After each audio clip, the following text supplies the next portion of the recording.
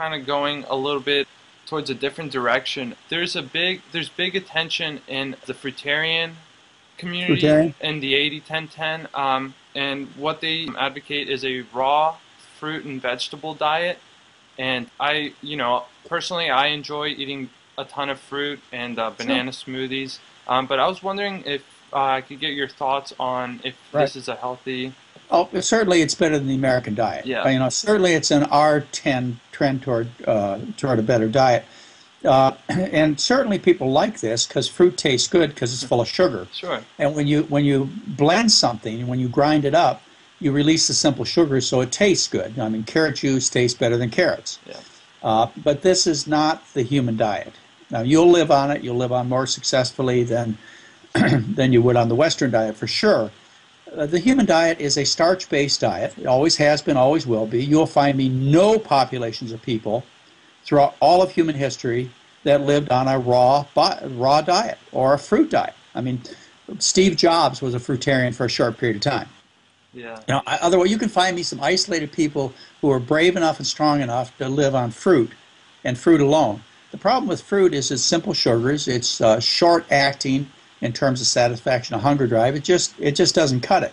And plus, fruits are only available during a short season of the year. So if you're going to be a fruitarian in any time of history, what are you going to do in the winter? Yeah. What are you going to do in the spring? You're dead meat. Yep. That never happened. Whereas starches are available all year long. Starches store easily. You can store potatoes you freeze dry them, which they did naturally 10,000 years ago even. You can store freeze-dried potatoes for 10 years. You can take your rice and your corn and your beans and you can put them in a cool, dry place. It'll last for years. So winter comes, you've got food. We are human beings. We have evolved above the lesser primates because of our ability to digest starch. Gorillas and chimpanzees eat fruitarian diets with perishable vegetables.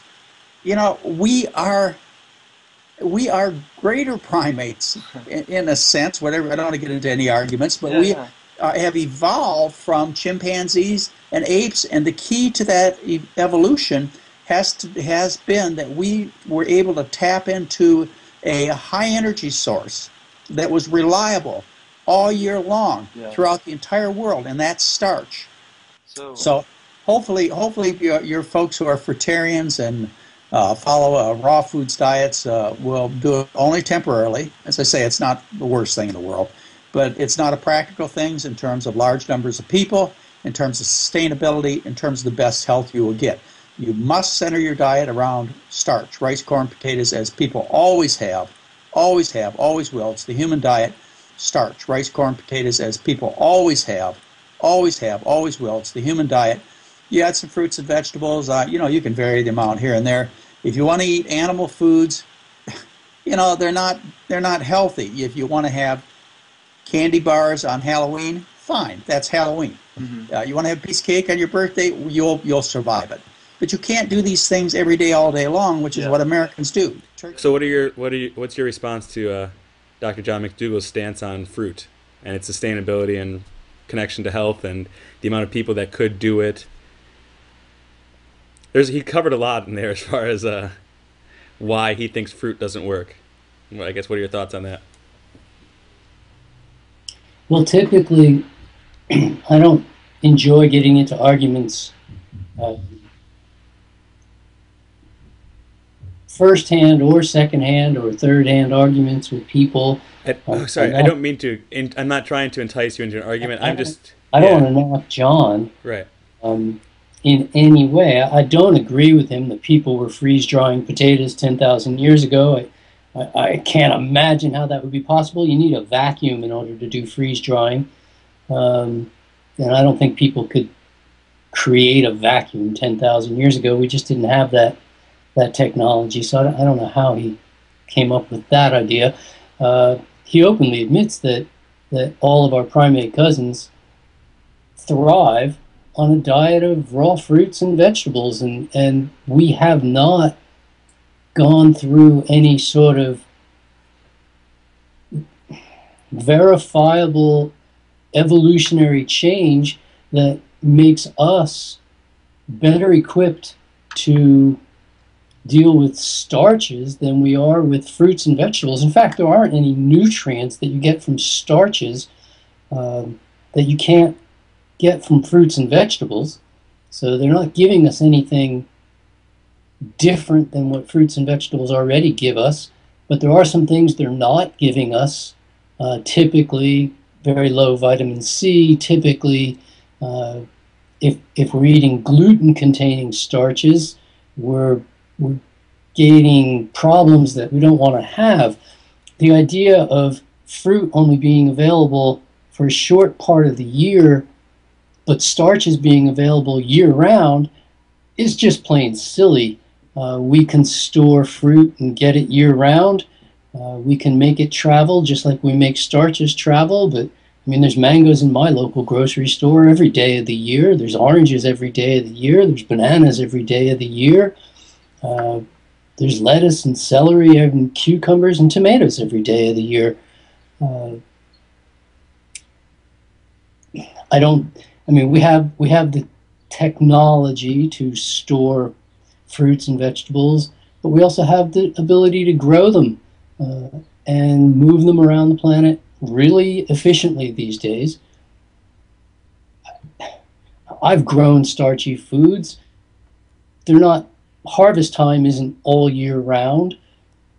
And personally, if I grow sweet potatoes and harvest them in October, I don't really want to be eating those same sweet potatoes 9 or 10 months later when they're that old. I'd much rather have fresh fruit. Part of the beauty of eating what Dr. McDougall called perishable vegetables is that you know that they're fresh.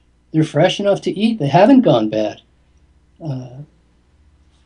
You buy a box of cereal, you have no idea when that grain was harvested, how many years ago, but it does matter. Fresh is an issue, and everyone knows that fresh food is better for us than food that isn't fresh. So personally, I'm seeing better results on 80-10-10 than I ever did on a starch-based diet.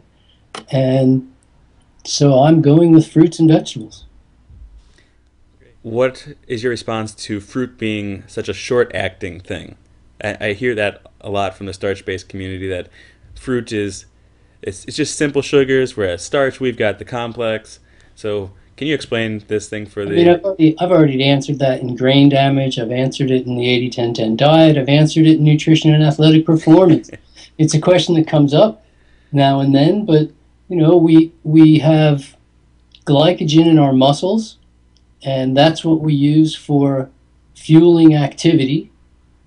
We have blood sugar, and when we dip into our blood sugar in order to fuel activity, we're very close to the danger zone. We're about to crash and burn, as they call it. I think in bicycling they call it bop till you drop. In running they call it hitting the wall. You don't really ever want to draw off of blood sugar for fuel, and so although when you eat fruit, the fruit's sugars get into your bloodstream relatively quickly, that's a good thing. That just means it took less digestive effort to get the fruit sugars into your bloodstream.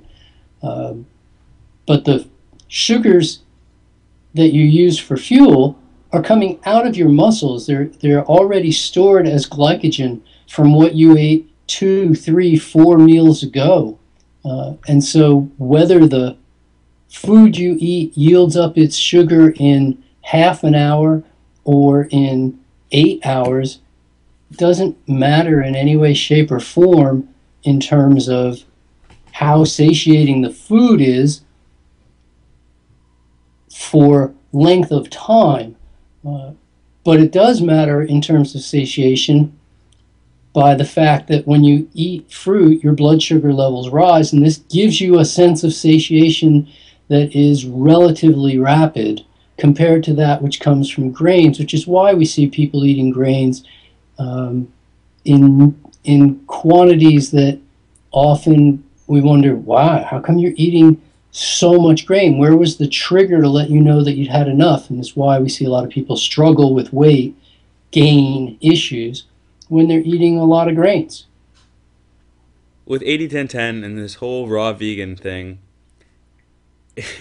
you can't find a population of people on Earth that have done this through history. So if it hasn't been done through history, what makes you think it's going to work now? What's your response to that history argument that you may have heard before? Well, I think that for the first couple of million years that humans wandered the planet, basically all they ate was raw fruits and vegetables, and then a little bit of this and that, whatever they happened to come across now and then if they got really lucky. But they weren't downing creatures. They didn't have the technology. They didn't have the hunting skills. It was way too dangerous. People were, I mean, the anthropologists all agree that we were gathering, that we were mostly fruit eaters. The dental records show that we were mostly fruit eaters. I don't know how anybody could imagine that we got here now, several million years later, if there wasn't an early history of man thriving on fruits and vegetables, because that's all there was. They weren't farmers. They just picked food. They weren't cooking. They just picked food and ate it. What do you think? I mean, that's what they ate, was fruits and vegetables. That's what there was. That was what's available. And no, societies, this is true, societies where the poor work for the rich and the food is kept under lock and key. Well, it's easy to put starches under lock and key, much easier than it is fruits and vegetables. But that's a relatively recent development, a separate issue. As far as our history of eating fruits and vegetables, that's all we ate. That's all there was. It's real straightforward. We've just gone, the only difference now is that we've gone back to it because now technology allows that food to be available to us no matter where we live. You don't have to live within 1,000 miles of the equator in order to have a year-round supply of fruits and vegetables. So here I am living 2,500 miles north of the equator, and I can still get fruits and vegetables daily. No problem. Fresh food. Great response, Doug. So the history really does back it up when you look at it beyond the quote-unquote civilized society level. Yeah, if you go back more than 10 or 20,000 years, go back 100,000 years, go back 500,000 years, what do you think people were eating? It's a very simple equation, I think.